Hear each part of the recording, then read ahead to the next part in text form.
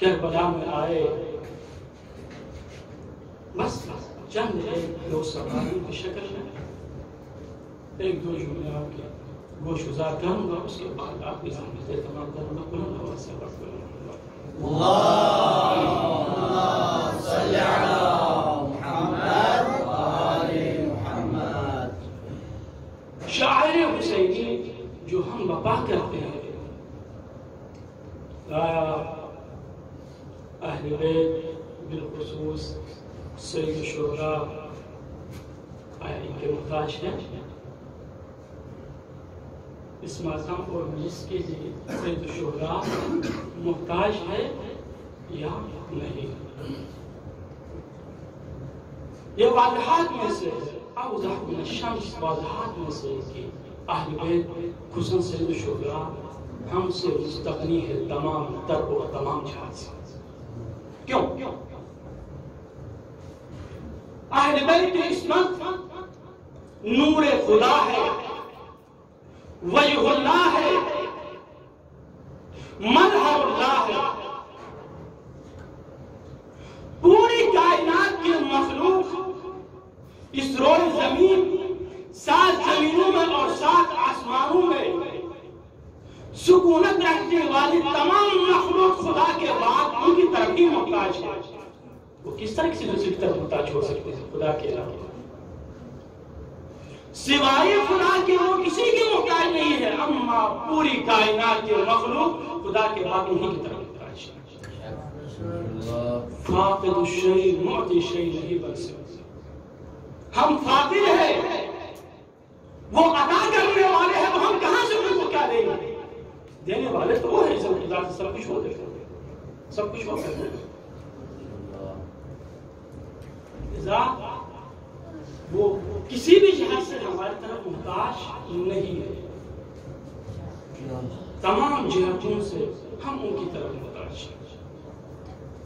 یہ مجلسوں کا، ماتم کا، نظر و نیاز کا جتنے بھی فوائد اور نتیجے ہیں وہ برداشت سے ہماری طرف میں اور اپنے فائدے کے لیے۔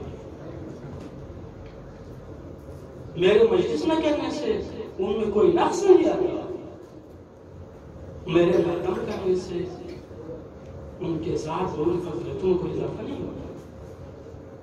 خدا نے ان کو فضیلت دی ہے، خدا نے ان کو پڑھایا ہے، یہ سارے فائدے میں اپنے لیے استغنا ہے، مستغنی ہے تمام تر جہات سے۔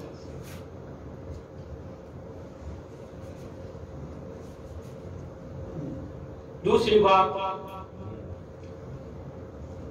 سید الشہداء جس مصیبت اور جن مشاکل میں مبتلا ہوئے، نہ کوئی نبی نہ کوئی وسیع ایسی مصیبتوں کا کسی نے سامنا نہیں کیا جتنی مصیبتیں سید الشہداء نے سامنا کی، جتنی مصیبتیں سید الشہداء نے دیکھی۔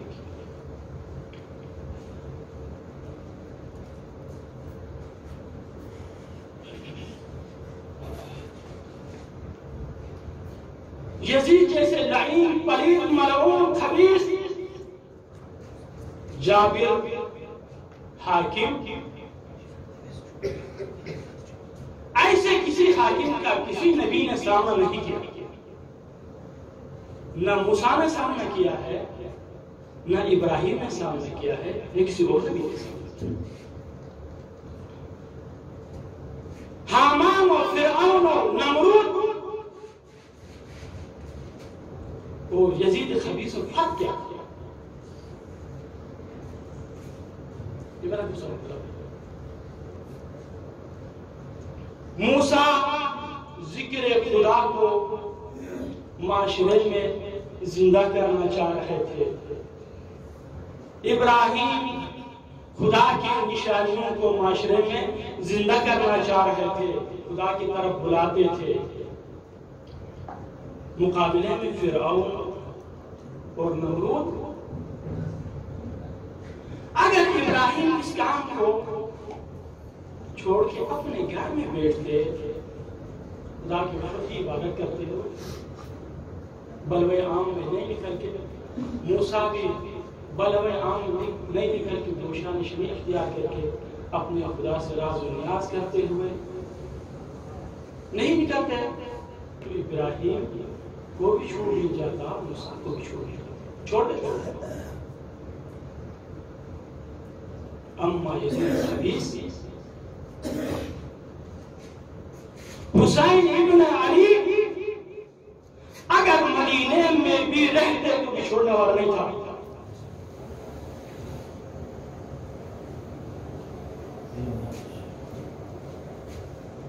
یہ فرق ہے۔ اگر ابراہیم اور موسیٰ سائڈ ہو کے بیٹھتے، وہاں پر نمرود نے ابراہیم سے بیعت طلب نہیں کی، فرعون نے موسیٰ سے بیعت طلب نہیں کی ہے،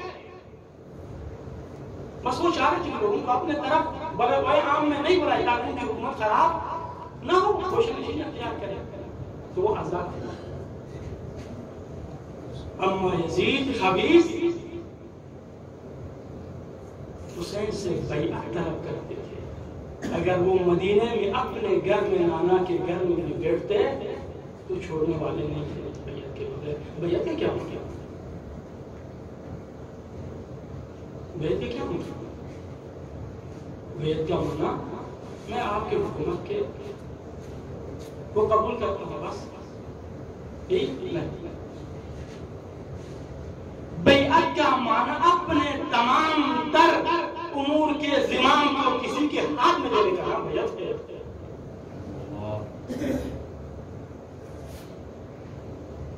اپنے تمام تر امور کے تدبیر کے لگام کو کسی کے ہاتھ میں دینے کا نام بیعت ہے۔ اگر حسین یزید کے بیعت کرتے تو شریعت محمدی ختم ہو جاتی، دین اسلام ختم ہو جاتا، حسین اسلام سے ہاتھ کھو بیٹھتے۔ اسی لیے سید الشہداء نے کہا مثلی لا یبایع اصلاح، یزید جیسا خبیث کا مجھ جیسا بیعت نہیں کر سکتا، مجھ جیسا یزید جیسے کا بیعت کبھی نہیں کر سکتا۔ اسلام کا مسئلہ تھا، دین کا مسئلہ تھا، یہاں شخصی کوئی مسئلہ نہیں تھا۔ یزید دین کو تباہ و برباد کر رہے تھے اور پورا ختم کرنا چاہتے تھے، جگ سے کھانا چاہتے تھے۔ حسین نے کہا یہ میں ہوا نہیں ہوں، جب تک کہ میرے رم میں جان باقی ہے میں اپنے نانا کے دین کو کھڑا کر کے دکھاؤں گا، دنیا کو قائم کر کے دکھاؤں گا، زندہ کر کے دکھاؤں گا۔ یہی فرق ہے۔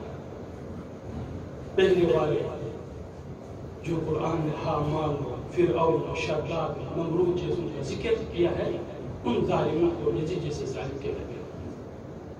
ایک سب بات اللهم صل على محمد وآل محمد یا لیتنا كنا معكم فنفوز فوزا عظیما۔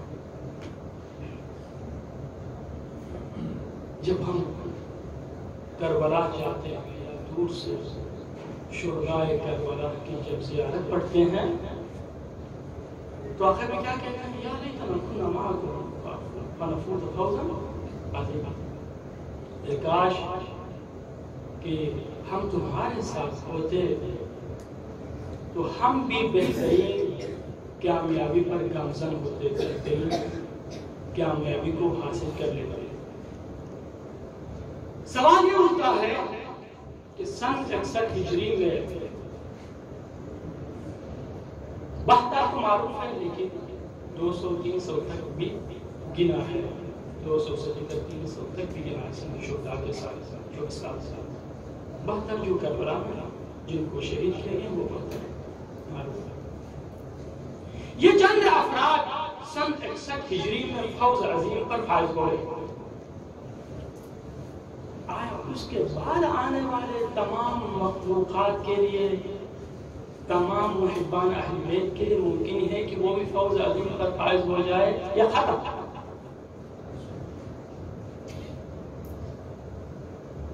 نہیں، حسین وہ سفینہ نجات ہے کہ جس کی نجات کی کشتی کبھی رکنے والی نہیں ہے. کربلا میں نہیں رکی ہے حسین کی نجات کی کشتی، تا قیامت تک دنیا کی یہ وہ کشتی ہے کہ دنیا کی ارد گرد گھومتی رہتی ہے. آؤ آؤ اس کشتی میں سوار ہو جاؤ، جو بھی چاہ رہا ہے سوار ہو جائے. قیامت تک یہ پھرتی گھومنے والی کشتی ہے حسین کی نجات کی، لیکن رکتی نہیں ہے. تو لذا میں اور آپ کے لیے وہ فوز عظیم حاصل کرنا ممکن ہے.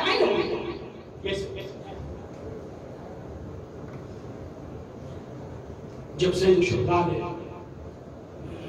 اصل عاشور کو یہ آواز بلند کی، حل من ناصر ینصرنا وحل من مغیث یغیثنا وحل من دابٍ یدب حرم رسول اللہ. اس کے کیا مطلب ہے؟ ابھی تو اکیلے رہ گئے سید الشہداء، اکیلے رہ گئے، وہ چند دقیقے باقی ہیں. کیوں نصرت مانگ رہا ہے؟ کس سے مانگ رہا ہے؟ یہ آواز اس لیے بلند کر رہا ہے تاکہ میری جان بچائے، شخص جان بچائے. نہیں، حل من ناصر ینصرنا، آیا کوئی نصرت کرنے والا ہے جو میرے نصرت کرے؟ قیامت تک میرے نصرت کرے. قیامت تک کوئی میرے نصرت کرنے چاہتا ہے تو آئے میرے نصرت کرے. آج یہ میں آواز دیتا ہوں اور قیامت تک یہ میری آواز فضاؤں میں گونجتی رہتی ہے. جس کو بھی قیامت تک میری آواز سنائی دے وہ میرے نصرت کے لیے آ سکتا ہے، میرے نصرت کر سکتا ہے اور ان انصار و اصحاب میں اپنے نام کو شامل کر سکتا ہے.